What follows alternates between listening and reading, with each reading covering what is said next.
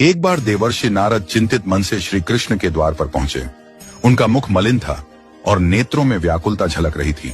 श्री कृष्ण ने मुस्कुराते हुए पूछा, हे देवर्षि, आपके चरण आज चिंता से भरे क्यों हैं?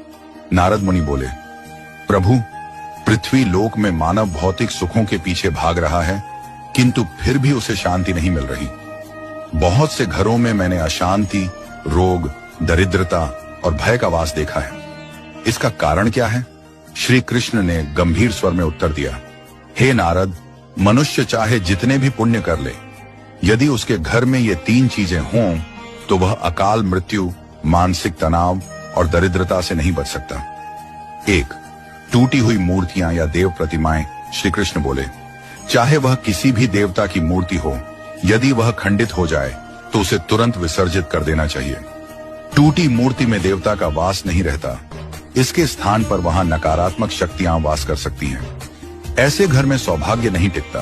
दृष्टांत, एक बार देवदत्त नामक व्यक्ति ने एक पुरानी शिव प्रतिमा को मंदिर से निकालकर अपने घर में स्थापित कर दिया, जो दुर्भाग्यवश खंडित थी।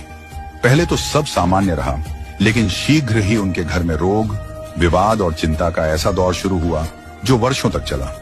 जब एक विद्वान पंडित ने उस खंडित मूर्ति को हटाया और शुद्धिकरण कराया, तभी उनके जीवन में पुनः शांति आई। 2.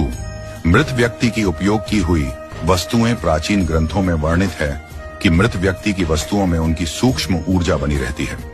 जब हम उन्हें अपने घर में संजो कर रखते हैं तो वह ऊर्जा हमारे चारों ओर प्रभाव डालती है। इन वस्तुओं से पितृदोष और मानसिक अवसाद पनप सकते हैं। दृष्टांत, देवदत्त के पिताजी का निधन हुआ और उनके वस्त्र, जपमाला व आसन को स्मृति के रूप में घर में रखा गया। धीरे धीरे परिवार में एक अजीब भारीपन और मानसिक तनाव का वातावरण बनने लगा। घर के बच्चों को डरावने सपने आने लगे। जब एक संत ने बताया कि उन वस्तुओं का विसर्जन आवश्यक है और विधि पूर्वक गंगा जल से शुद्धिकरण कर उन्हें हटाया गया, तब जाकर पुनः संतुलन लौटा। 3. पक्षियों व जानवरों का घर में बसेरा, विशेषकर कबूतर और चमगादड़।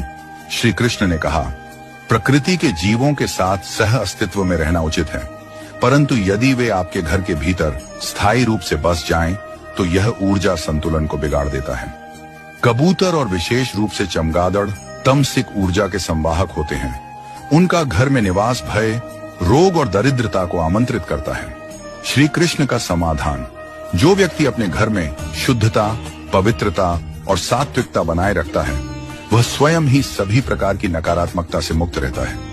हर सुबह दीप प्रज्वलन, तुलसी पूजन, सुगंधित धूप और मंत्रोच्चार से घर में सकारात्मक ऊर्जा बनी रहती है।